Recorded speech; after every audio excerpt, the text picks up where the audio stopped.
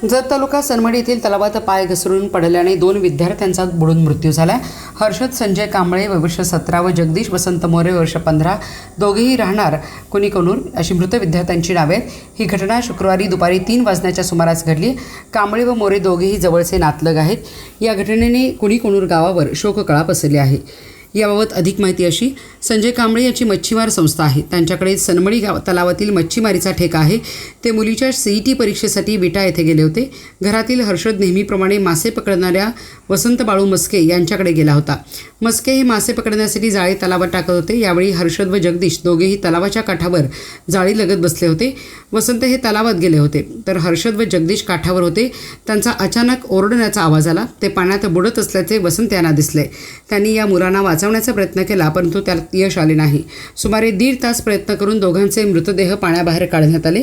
घटना समजताच हर्षदच्या आईने हंबरडा फोडला। हे दृश्य हृदय पिळवटून टाकणारे होते। हर्षद मनमिळावू मुलगा होता।